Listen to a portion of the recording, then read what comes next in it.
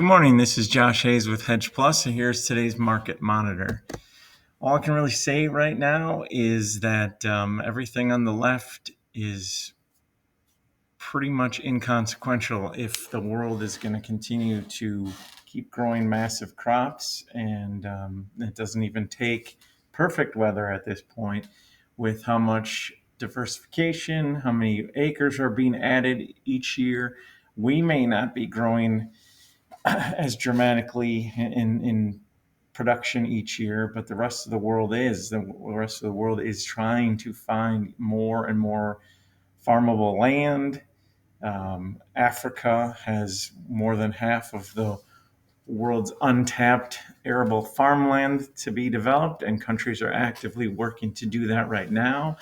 South America is adding farmland every year, and as these crops get bigger, they're more they're less susceptible to weather. They can suffer a little bit of adverse weather, but if they're growing a bigger area, it'll come out even or ahead. And so you take very strong corn export pace, strong ethanol production. I think we'll probably show a new record again today when the numbers come out. You take yesterday's massive flash sale of corn to Mexico, all very supportive for corn and wheat. You've got our harvest well behind due to weather. We've had too much rain and flooding and damaging storms. And then the rest of the world has had a extended period of hot and dry weather impacting their wheat crop in Canada, China, and Europe right now. And it doesn't seem to matter. And that's because what we're really at this point and what we could be facing for many years to come is if the world is going to continue to produce more and more of these grains and this food, if it begins to outpace population growth, we're going to have a massive glut. And that's really out of the control of what we do here in the United States. It's just really hard to keep up with the low prices of grains that are coming out of South America. And we got a little spoiled by COVID era inflation and that scare. You can't even look at stocks to use ratios anymore. You can't look at the stocks to use ratio from a few years ago and say, wow, corn was $7 at a higher stocks to use ratio. It doesn't matter. That was impacted by COVID era inflation and the war between Russia and Ukraine. The fundamental picture right now says, even though things are tighter, it's still not putting anyone in jeopardy. There's plenty of crop coming to market. It's coming to market right now.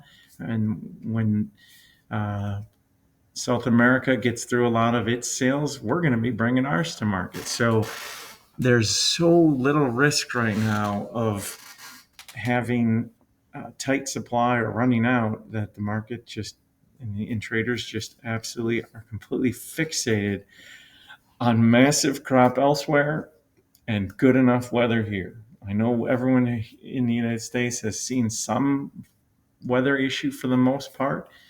It hasn't been perfect, but perfect isn't necessary anymore. So that's really kind of what we're facing right now. Brazil is going to have a record second corn crop. Their safrinha yield got boosted from an extended rain season. And here, the forecast is considered favorable just from the absence of a heat dome and a hot, dry period on the forecast or the lack thereof. So it's then you have the fact that energy prices are so low. It's a similar market to what happened with oil. There was a time when most of the oil came from the Middle East, and they could control prices. They could name their price. Well, then the U.S. Started to generate more oil, and now we've got a market flooded with oil. That's kind of exactly what's happening with food, and they kind of tie in together because obviously, as we try to diversify our use of grains for fuel uses to help boost prices, to use corn for ethanol and soybean oil for biodiesel. Well, now we're dependent on energy prices, and energy prices are extremely low right now. So we didn't get even a boost from the conflict in Iran. So essentially, we're in a situation where a lot has to go wrong to get a major push in prices. I saw something yesterday that there were about 3 days last year to price in the top percent for corn prices. It had a 3 day window to make your sale in the top 10%. Well, who is selling all their crop in one 3 day period? And so we have to get creative. We got creative yesterday with that forward sale, and we're going to probably have to continue to do things like that. Jump on chances as they come because they're most likely going to be fewer and far between going forward, at least unless something dramatically changes. Taking a look at the weather, drought declines in Iowa, Illinois, Nebraska, South Dakota, and Wisconsin as these areas have received rains.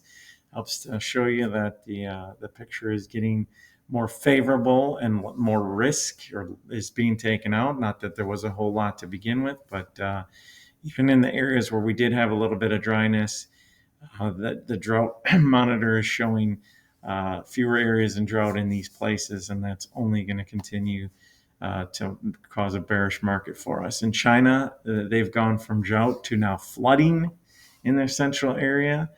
Something to watch, see what impact that has. But the dry stretch that they had for so long is becoming much less of a concern. Same goes for Mexico.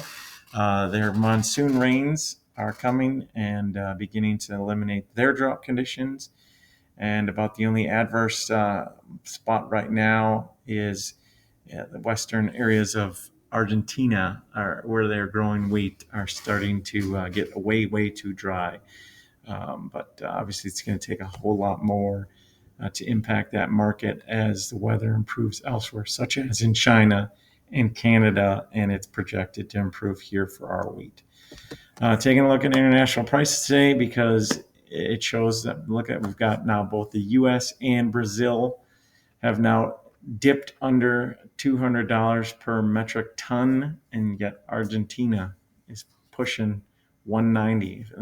They just keep going lower and lower, and no matter how low we seem to get, there seems to be someone else just driving even lower. So how do you compete with that, right? And with soybeans, still an $18 spread between the U.S. and Argentina there.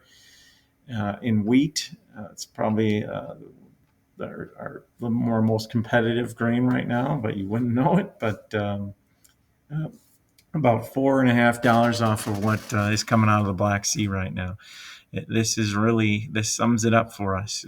Even though prices have come down quite a bit for corn, when we were selling for up around 210 not so long ago per metric ton, we're down to 195, and we're still not the lowest.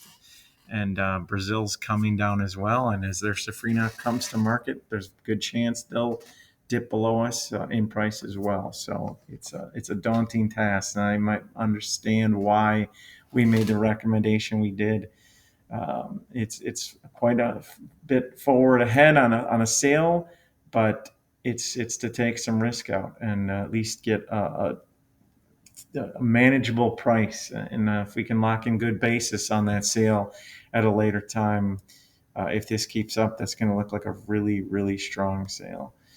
Taking a look at the overnight, continued to drift downward across the board. Corn is down about 7 cents from where it was at this time yesterday. Soybeans down about 10, and wheat down about 13. As energy prices completely tank, people seem to be satisfied that there will be no disruption out of the Middle East. And the weather is favorable and not in any way a concern compared to what's coming to market in terms of supply. So it's a tough period. Everyone's just got to ride it out and be smart and make good sales when we can, like we did yesterday. Hope everyone hangs in there. I hope everyone has a good day, and we'll talk to you again tomorrow.